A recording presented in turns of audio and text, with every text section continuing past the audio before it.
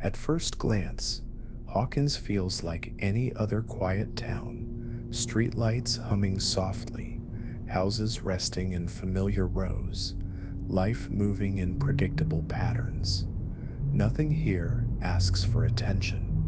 Nothing seems out of place. But beneath that calm surface, something has been holding its breath. The Upside Down did not arrive as another world. It emerged like a flawed reflection, memory copied, frozen, and slowly decaying in the dark. A place where fear lingers and moments refuse to fade. Tonight, we open this story as one opens an old file, gently, carefully, tracing the entire timeline of Stranger Things, from its first fracture to its quiet collapse. If you enjoy these journeys, please like, share, and subscribe. Tell me where you're listening from, what time it is, and the topics you'd love to explore. Your thoughts may guide our next adventure. To understand the Upside Down, we must first let go of the idea that it is simply another world running alongside our own. It is not a distant planet, nor a neatly separated parallel dimension. The Upside Down exists much closer than that. It is a physical expression of the human mind under strain, a space shaped by memory, emotion, and unresolved trauma given form. At its core, the Upside Down behaves like a frozen imprint of reality. Time within it does not move forward. It remains locked at a single moment, November 6th, 1983, the night when the boundary between inner fear and outer space first ruptured. Buildings do not update. Streets do not change. The world does not grow. Instead, it decays slowly, held in suspension by a moment that was never allowed to pass. This is not how a natural universe behaves. It is how memory behaves when it cannot let go. Beneath this frozen reflection lies something older and less defined, what can be understood as Dimension X. This is not a place with structure or intention. It is a primordial field, unstable and formless, capable of becoming many things but choosing none on its own. Before human contact, it had no mirror, no recognizable shape. It waited without direction.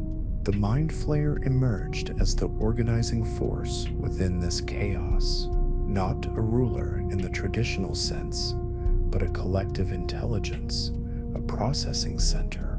It binds the Upside Down together through a vast network of shared sensation. Thought, fear, and memory move through it like signals through living tissue. Nothing within the Upside Down is truly isolated. Every reaction echoes. Every disturbance spreads. Vecna, known once as 001, does not sit above this system as a god. He stands within it as an architect. His power does not come from creation, but from interpretation. He learned to shape the raw instability of Dimension X by using what he understood best, human fear. Through him, trauma gained structure, pain gained direction, personal suffering became a blueprint for space itself. Vecna did not invent the darkness. He taught it how to think like a human mind, trapped in its worst moments. This is why the story of Stranger Things has never truly been about monsters.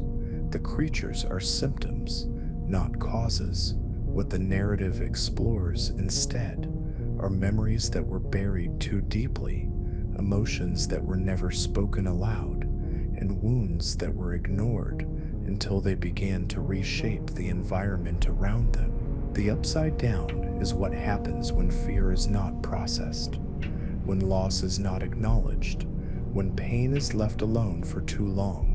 It becomes a place, a climate, an ecosystem where suffering sustains itself. In this world, fear does not visit, it settles in, learns the layout, and builds a home. And as we move forward through the timeline, this concept becomes clearer.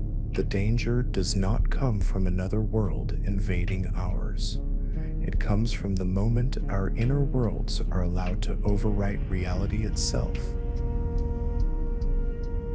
Hawkins presents itself as a place where nothing urgent ever seems to happen. A small town laid out in familiar patterns, schools at the center, quiet neighborhoods stretching outward, a mall where weekends drift by, and a laboratory tucked just far enough away to be ignored. Everything appears organized, measured, and comfortably predictable.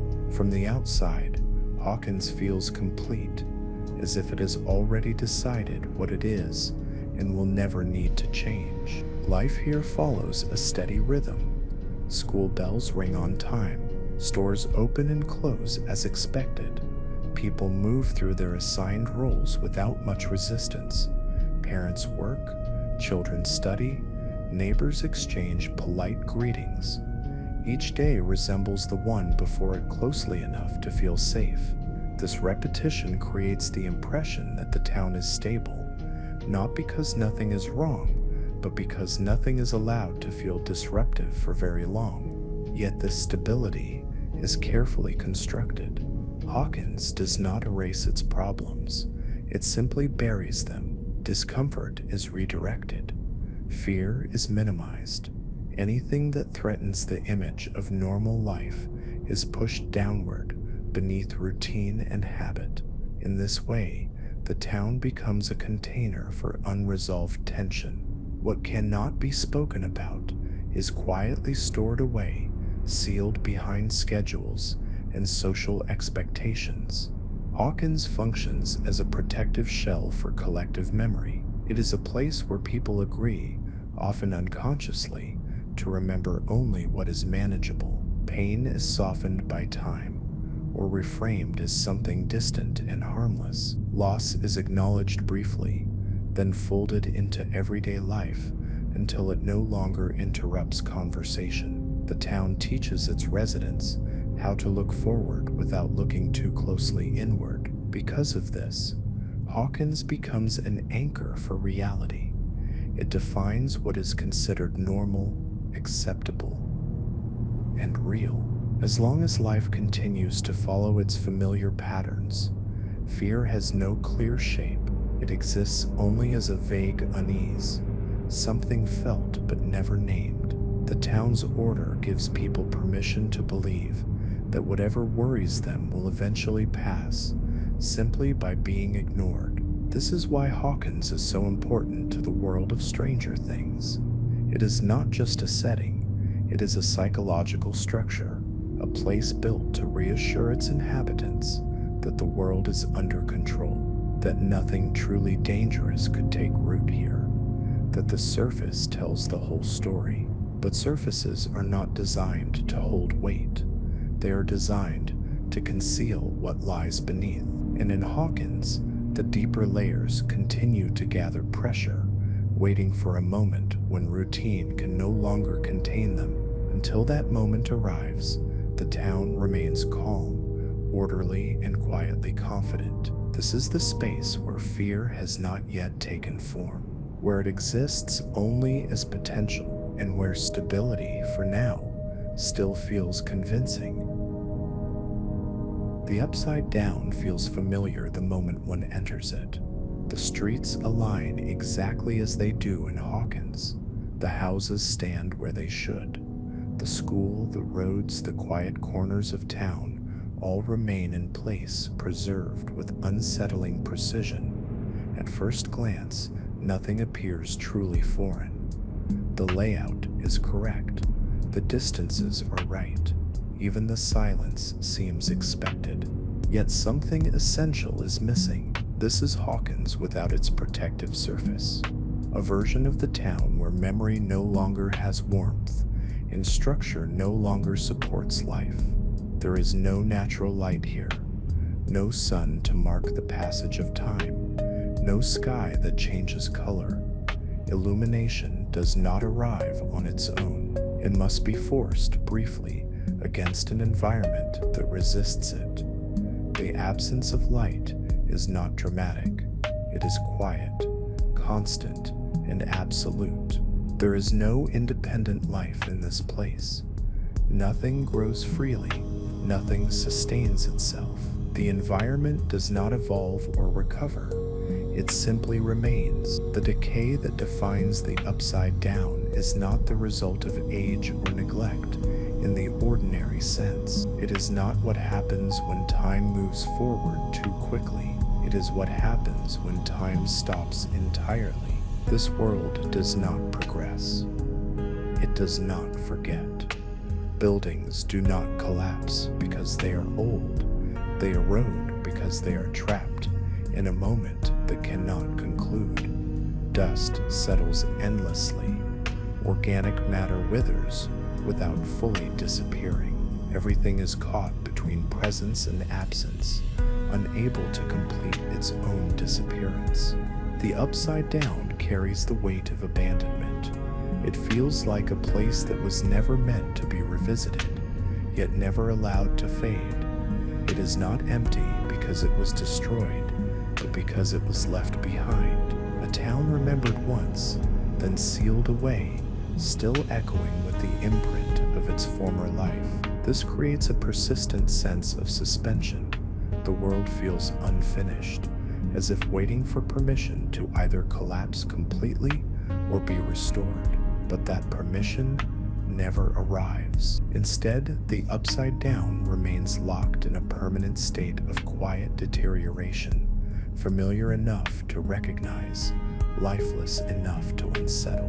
What makes this place disturbing is not how different it is from Hawkins, but how accurate it remains. It is not an interpretation or a distorted dream. It is a direct imprint, stripped of context and care. The safety that once made Hawkins livable, the routines, the shared denial, the collective agreement to move on, has been removed. In the world of Stranger Things, the Upside Down is not a new reality invading the old one. It is the old reality after its defenses have been peeled away, the version that remains when comfort, explanation, and reassurance are no longer present to soften it. This is Hawkins without protection, without distraction, without the promise that things will eventually be okay. And in that exposed state, the town reveals what it has always been holding beneath the surface, quietly, patiently, and without mercy. The Upside Down does not behave like a living landscape. It does not grow, adapt, or respond to the future. Instead, it holds on to a single moment with unwavering precision. Everything within it is arranged as Hawkins once was, captured at a specific point in time, 1983, when memory and fear first pressed hard enough to leave a permanent mark. Time here does not move forward. It does not update itself to reflect what has changed in the real world. New buildings never appear. Alterations made years later are absent. Streets remain as they were, not because the world is being maintained, but because it has stopped learning how to change. The Upside Down exists in a continuous present that never renews itself. What fills this space is not new matter, but imprint. The structures that remain are not active constructions. They are remembered forms. They persist because they were once meaningful enough to be recorded. In this world, importance determines existence. Locations that carried emotional weight, homes, schools, places of gathering, are preserved while anything insignificant quietly disappears. This gives the environment a strange selectivity. It is not random. It is not comprehensive. The Upside Down remembers what was felt, not what was merely built. Walls stand, because they once sheltered fear or comfort. Corridors stretch on because footsteps once echoed there with urgency or dread. The world does not preserve everything, only what left a mark on the people who passed through it. The space itself reacts to emotion. Fear, distress, and unresolved pain ripple through the environment, altering it subtly. Surfaces pulse, vines spread. The air feels heavier in places where trauma was strongest. These reactions are not conscious decisions. They are automatic responses, like a memory tightening when touched too closely. This is why certain locations feel more alive than others, not because they are healthier, but because they are more saturated with meaning. The upside down is shaped less by geography than by experience. It maps emotional intensity rather than physical expansion. Because of this, the world does not truly decay in the traditional sense. It erodes in place, slowly, endlessly, without resolution. There is no natural cycle of destruction and renewal, only persistence, only retention. The land itself becomes an archive, one that cannot forget. In the context of Stranger Things, this frozen memory explains why the upside down feels so close, yet so unreachable. It is not a future that threatens to arrive, nor a past that has fully passed. It is a moment that refused to end, stretched into an environment. The space does not live, it does not heal, it does not move on, it remembers. And as long as memory remains unprocessed, held in place by fear and silence, the upside down continues to exist, quietly preserving everything that was never allowed to fade. The creatures of the upside down are not designed for a world with mornings and evenings. They do not wait for daylight, nor do they retreat into darkness. Day and night have no meaning here. This is an environment where light is unnecessary, and so the life that emerges from it evolves without reliance on sight. The Demogorgon, the Demodogs, and the Demobats share a common trait. They do not experience the world visually. Instead, they navigate through sound, scent, and vibration. A footstep, a breath, a sudden movement. These signals ripple through the environment and are immediately understood. In a place where visibility is limited and the air itself feels dense, perception shifts away from images and towards sensation. This sensory design reflects the nature of the upside down itself. The space does not offer clarity or distance. Everything exists in a state of permanent blur, where outlines dissolve and depth is uncertain. Light would offer separation and definition, but this world does not require either. It is built for closeness, for immediacy, for contact without perspective. Biologically, these creatures suggest that the upside down was never meant to support familiar forms of life. There is no balance here in the traditional sense, no cycles of growth and rest, no clear boundaries between predator and environment. Instead, existence reduces itself to instinct, movement, response, continuation. Survival does not depend on planning or individuality, only on alignment with the world's rhythms. These beings do not behave as independent actors. They show no signs of personal will, curiosity, or hesitation. They do not explore, they react. Their movements feel coordinated, not because they communicate in recognizable ways, but because they are embedded within a shared system. Each creature functions less like an animal and more like a nerve ending, detecting change and transmitting it elsewhere. In this sense, the shadow fauna are not invaders. They are not outsiders crossing into Hawkins with intention. They are extensions of the upside down itself, physical expressions of how the world senses its surroundings. When they move, the environment is responding. When they pause, the world is listening. This is why encounters with them feel less like confrontations and more like disturbances in a larger organism. The creatures are not acting alone. They are fulfilling roles within a biological structure that exceeds them. Their presence indicates that something has shifted within the system, that the world has detected imbalance. Within the narrative of Stranger Things, this reframes the idea of monsters. These beings are not the central threat. They are symptoms, tools, reactions.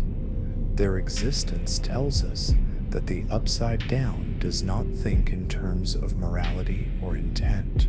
It responds to stimuli the way a body responds to touch.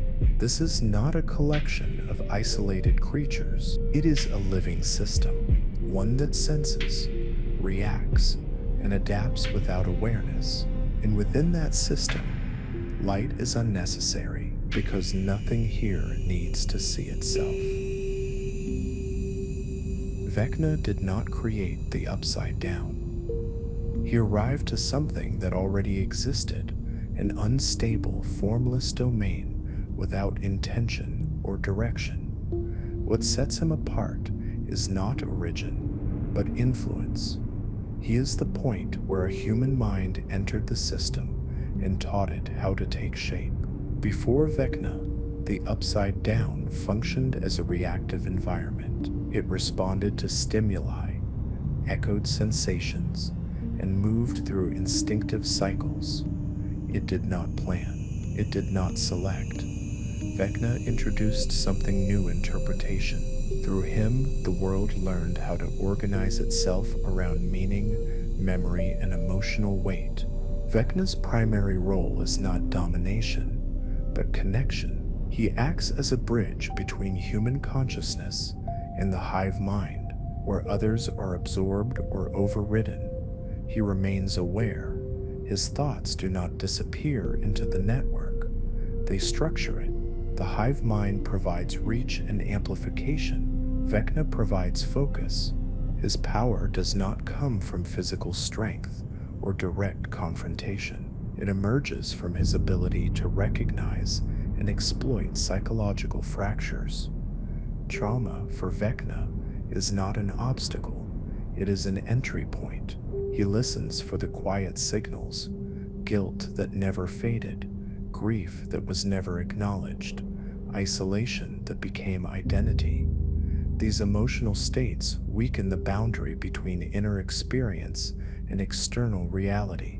When Vecna opens a gate, he does not force it open with machinery or energy. He draws it out from within a person. The gate forms where pain has already thinned the fabric of the self.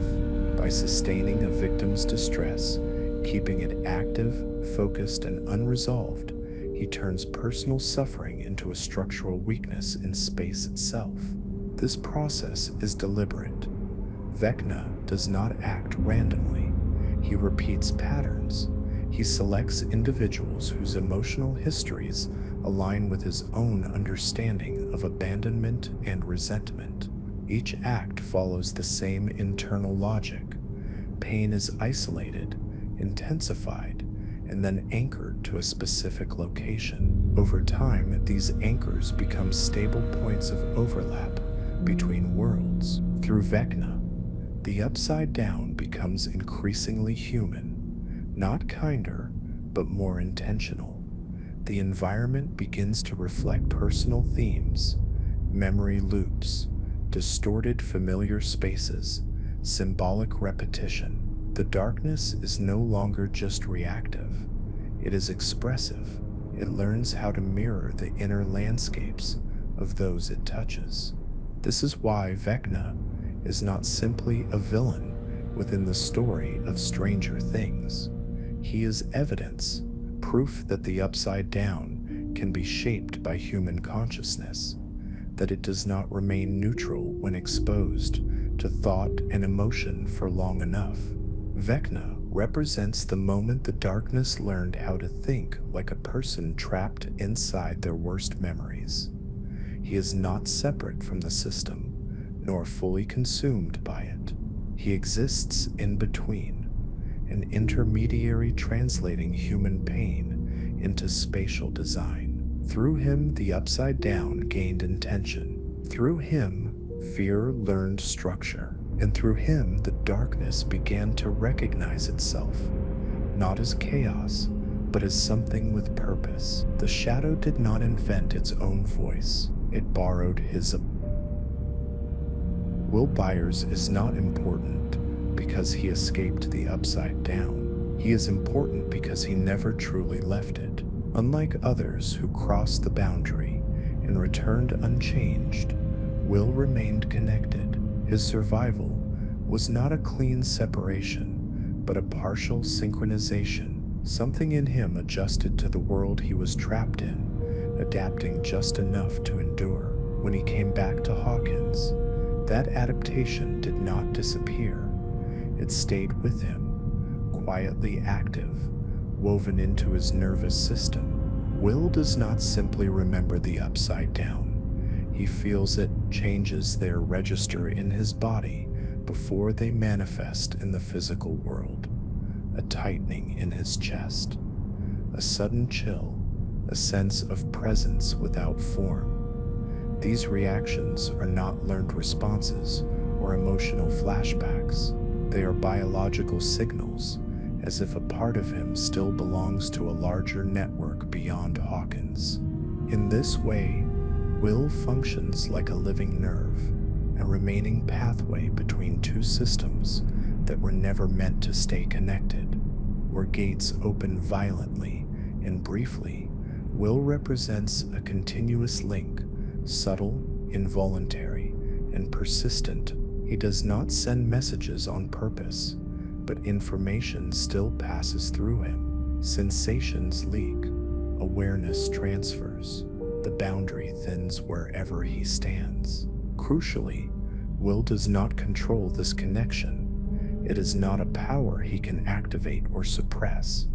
It exists as a consequence. He was present at the exact moment the Upside Down stabilized into a reflection of Hawkins. While the world was forming its frozen memory, Will was inside it. His presence became part of the imprint, not enough to shape it, but enough to be recorded by it.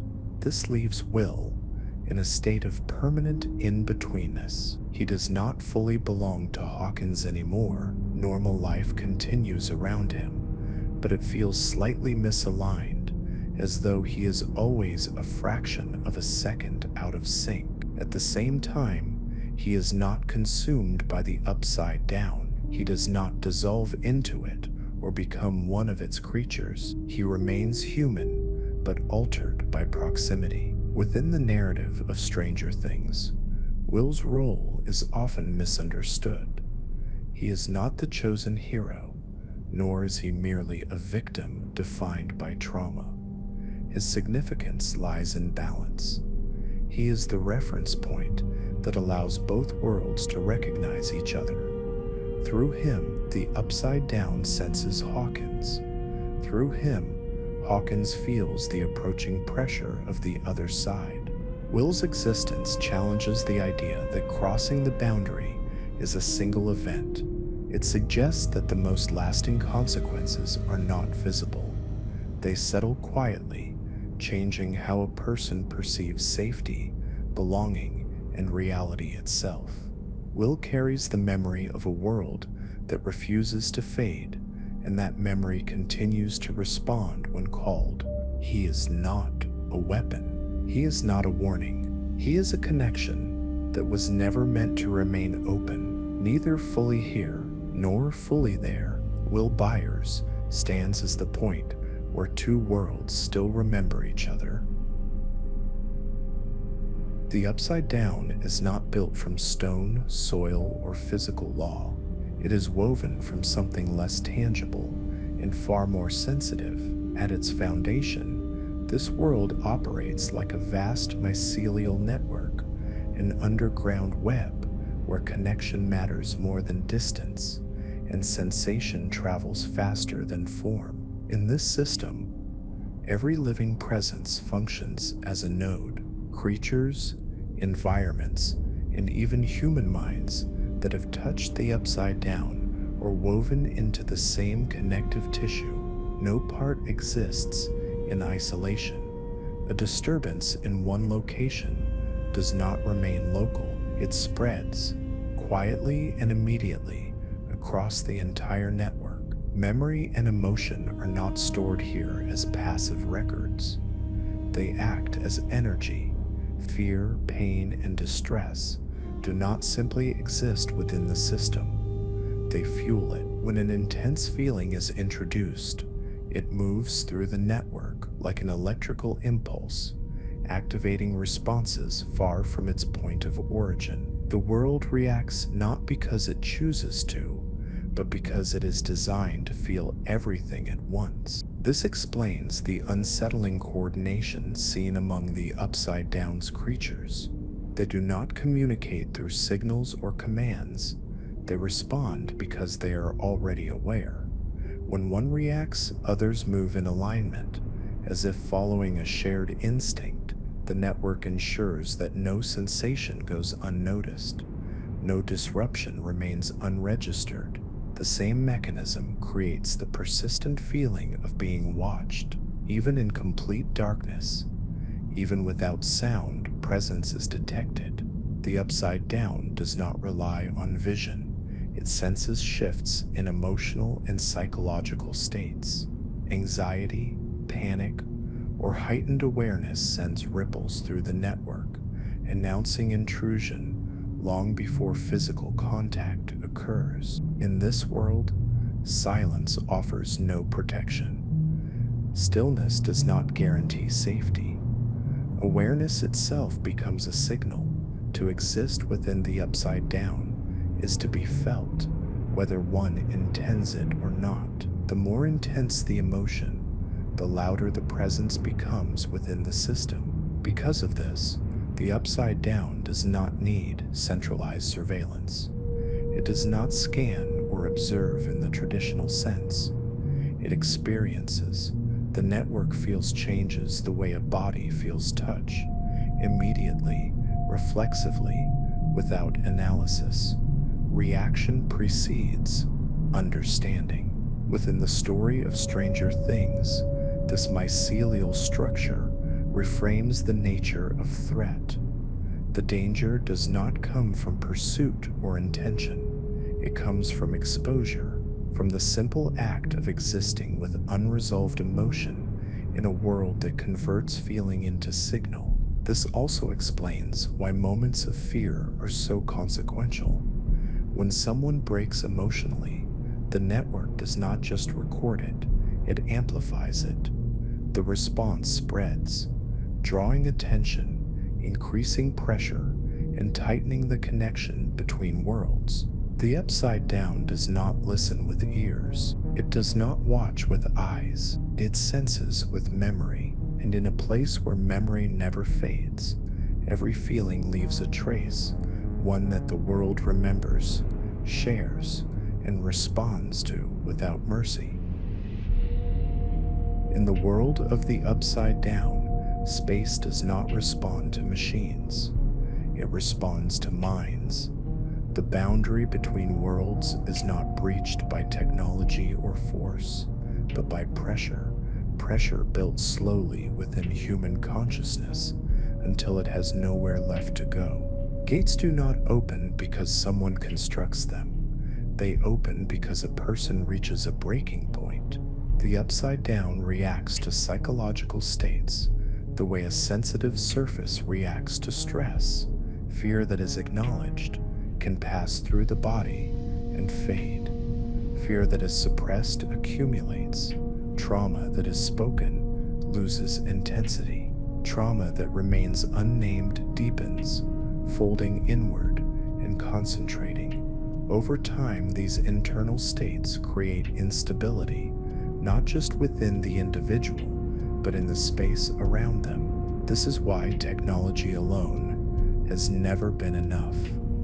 Machines can measure energy, generate force, and tear at physical structures, but they cannot reproduce the specific conditions required to weaken reality itself. What truly destabilizes the boundary is emotional compression, the prolonged holding of fear, grief, or isolation without release. Certain experiences are especially potent. Sustained loneliness erodes the sense of self. Unresolved guilt loops endlessly in the mind. Persistent fear heightens perception while offering no escape. When these states overlap, they create a psychological shockwave, an internal surge powerful enough to resonate outward. When that resonance reaches a critical threshold, space begins to respond.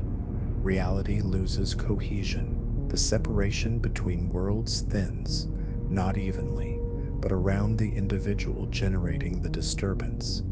The gate does not appear somewhere distant or abstract.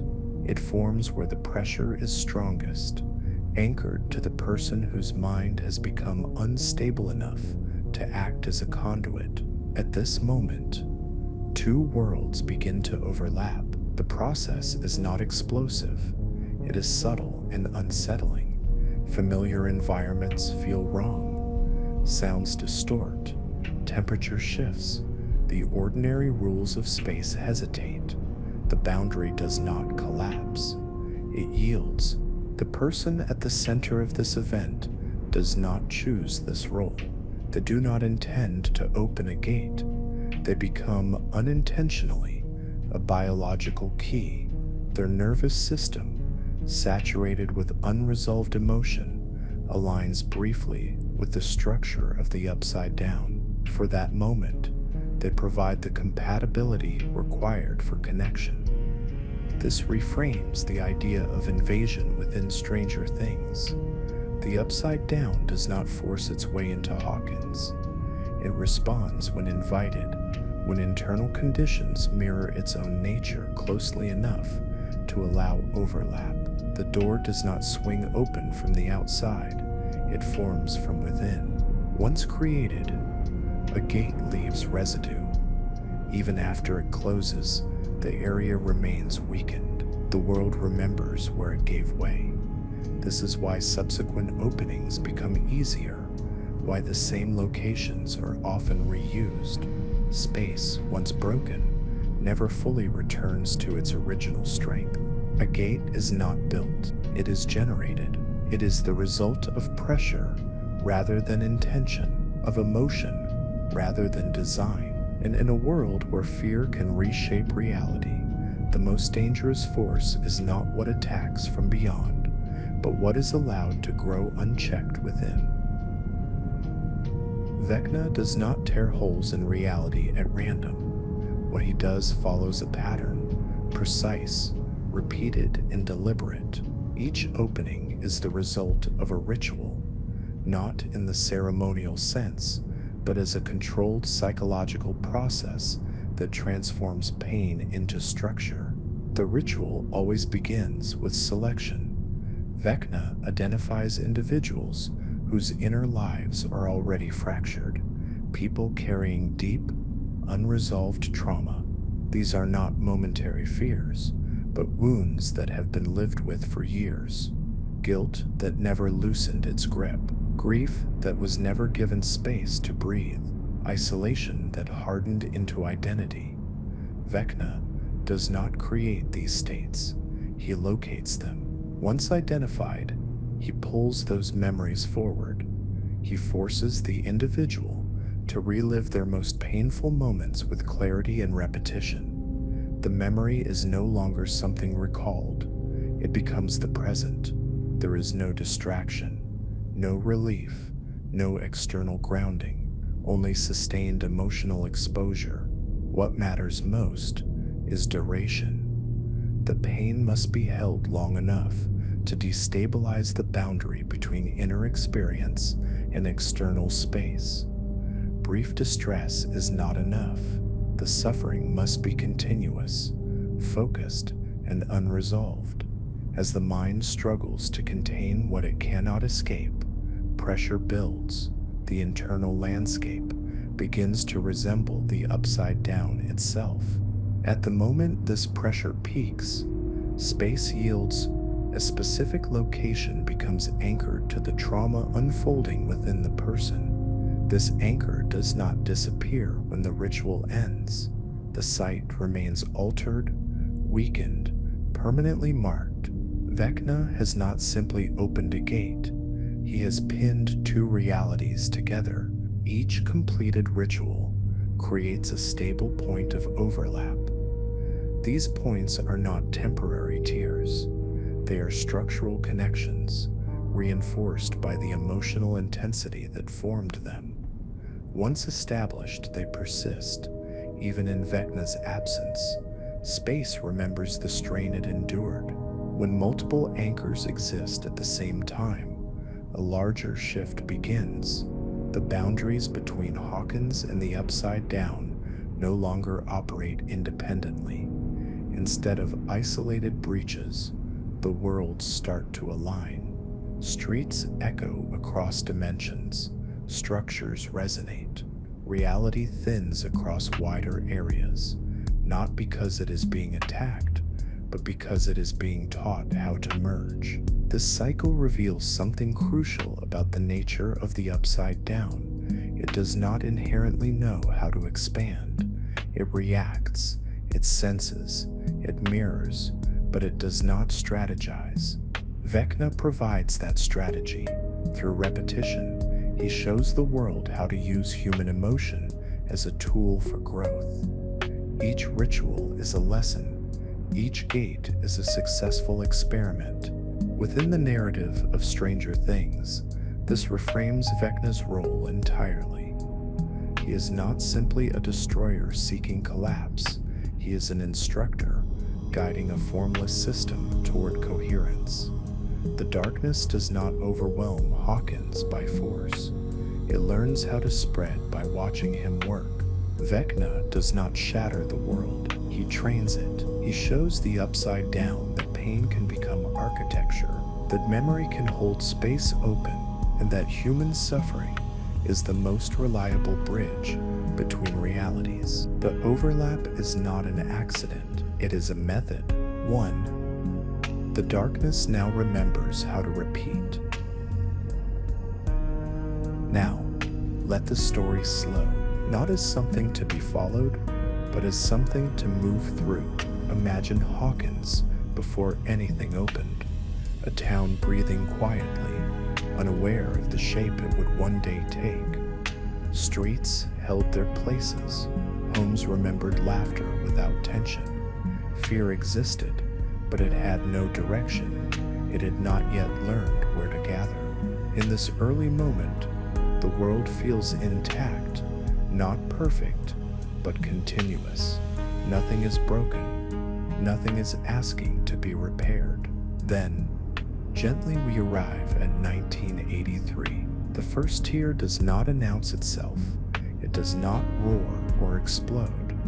It slips into place through a single moment of strain, when fear and memory press together too tightly. Space yields without resistance. The world does not collapse. It hesitates. Time stutters. Something opens, and something else begins to look back. Breathe as the timeline moves forward. In 1984 and 1985, the change becomes noticeable, but still contained. The intrusion is biological, quiet, persistent. Something unfamiliar takes root, learning how to move through familiar spaces. The town responds instinctively by pretending nothing is wrong. Life continues. Routines hold, but beneath them the pressure increases. The boundary no longer feels solid. It flexes. You are no longer watching these events unfold. You are inside their rhythm. By 1986, the conflict has shifted inward. The struggle is no longer about what crosses over, but what reaches into the mind. The battle becomes psychological.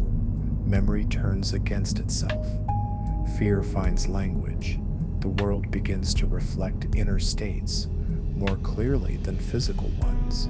Reality responds to thought, not force. And still, everything remains standing.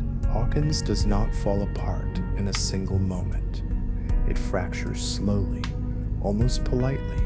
Cracks form beneath the surface, spreading just enough to be felt, never enough to be seen all at once. This is how worlds truly change, not through sudden destruction, but through gradual misalignment. As you drift through this timeline, notice how nothing ever truly ends. Each phase leaves something behind. A residue, a memory, a weakness that never fully heals. The past does not disappear. It layers itself beneath the present, shaping what comes next without announcing its influence. This is the quiet truth at the center of Stranger Things. The story does not rush toward collapse. It allows tension to accumulate. It lets fear settle. It gives memory time to harden into environment. Let your thoughts rest here, in the space between moments, between what was stable and what is no longer certain. The world has not ended. It has simply shifted, slowly, carefully, as if hoping no one would notice. And as you continue to drift, you may feel that same sensation within yourself. Not fear, but awareness. The understanding that change does not always arrive loudly. Sometimes it arrives quietly, spreads patiently, and waits. Here, in this softened state, the timeline continues, not as a sequence of events, but as a current. You are no longer observing it, you are moving with it.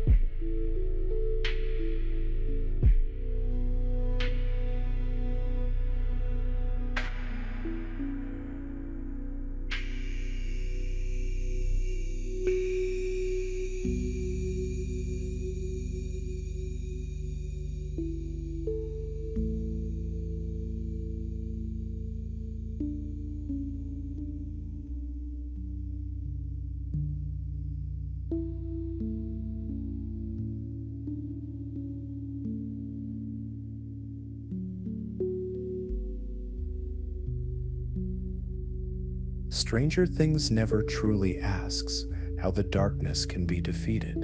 Instead, it lingers on a quieter question. What happens when memory is never released? When fear is carried forward and allowed to settle into the shape of the world itself? Hawkins still stands. The roads remain where they always were. Life continues, familiar enough to feel safe. Yet something has shifted.